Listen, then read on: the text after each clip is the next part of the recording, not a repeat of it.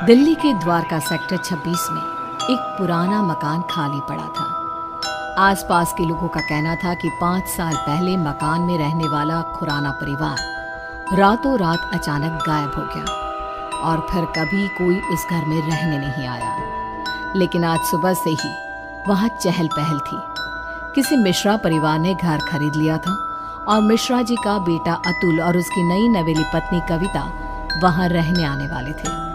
सुबह के वक्त अतुल और कविता घर में पहुंचते हैं। अतुल, घर की साफ सफाई तो बहुत अच्छी से हो गई है। हाँ, देखकर लगता नहीं कि 5 साल से बंद पड़ा है। हाँ, लेकिन इतने दिन से कोई इसे संभालने क्यों नहीं आया?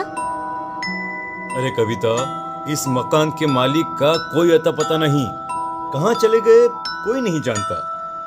तो फिर आपने घर को किससे खरीदा? मकान मालिक के कोई दूर के रिश्तेदार हैं, बहुत कम पैसों में बेच रहे थे तो मैंने खरीद लिया। जानती हो ना, दिल्ली में जमीनों के भाव कितने हो गए हैं। हाँ, लेकिन कोई गड़बड़ तो नहीं है ना? नहीं बाबा, ऐसा कुछ नहीं है। अतुल बाथरूम में नहाने जाता है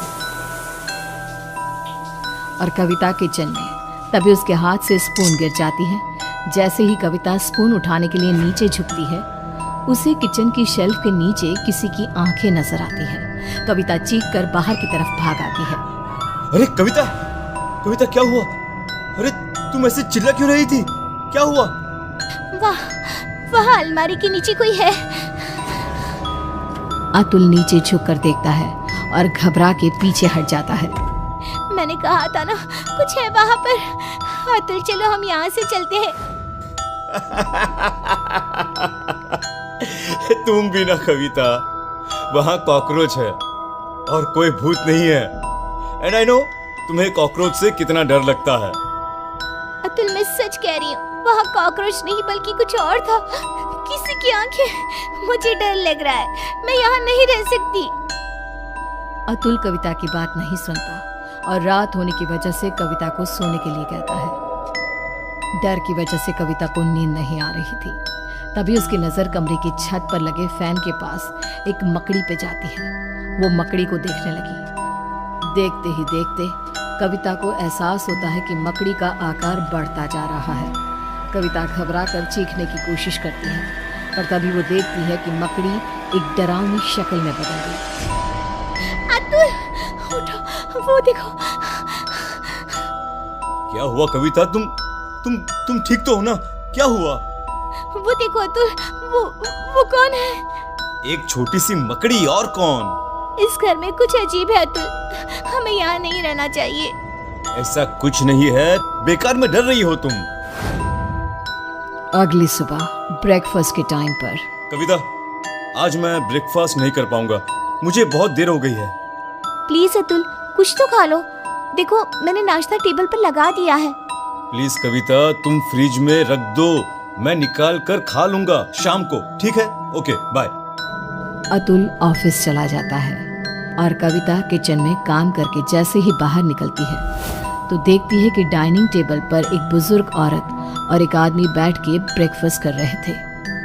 कविता ये देखकर खौफ से भर जाती है। कौन है आप लोग और यहाँ क्या कर रहे हैं? अतुल, बचाओ। क्यों डर रही हो बेटा? मैं इस घर का मालिक हूँ, रंजीत खुराना। और मैं इनकी बीवी रमनदीप खुराना।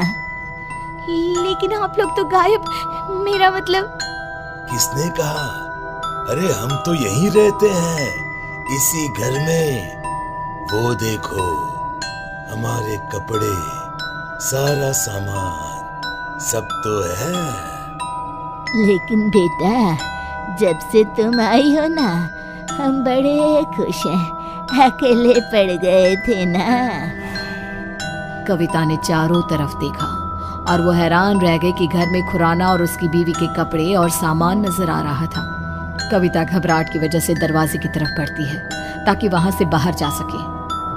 तभी एक यंग औरत उसके सामने आ जाती है। कहाँ जा रही हो?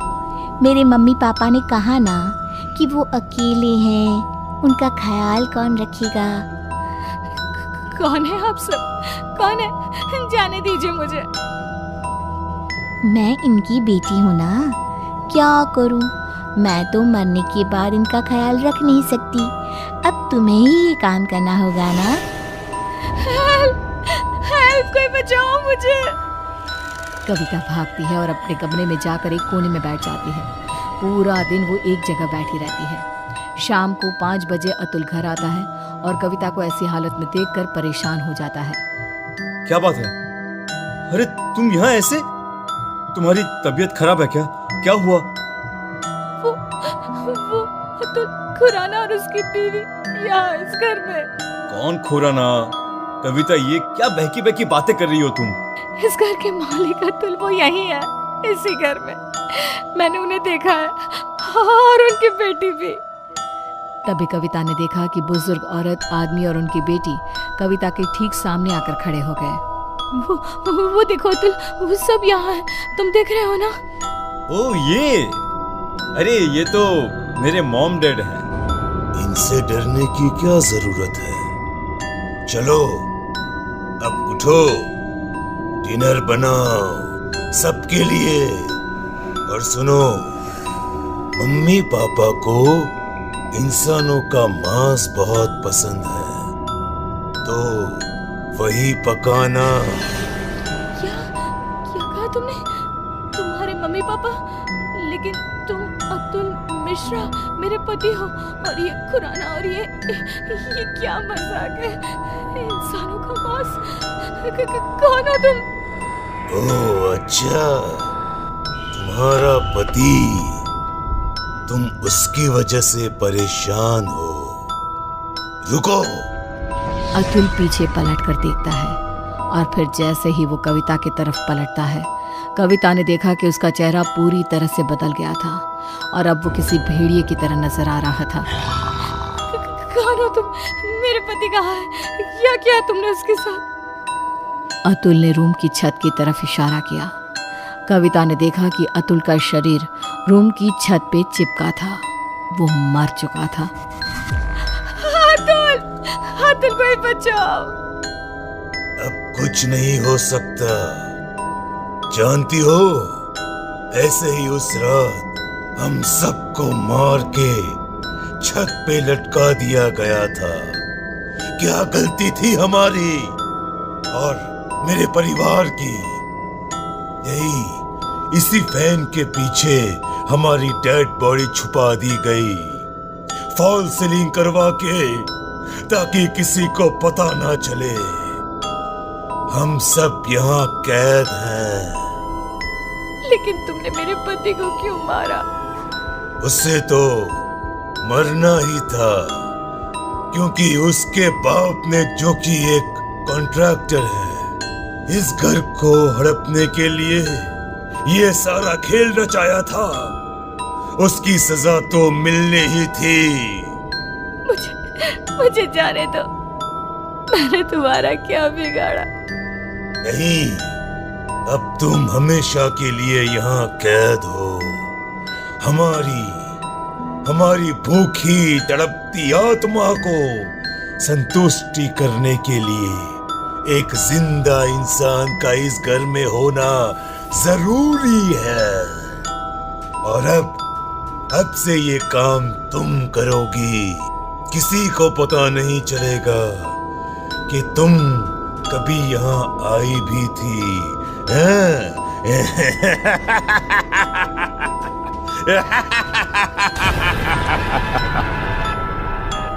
उसके बाद सेक्टर 26 में एक खबर और फैल गई कि खुराना के मकान में रहने आए अतुल और कविता भी अचानक से गायब हो गए।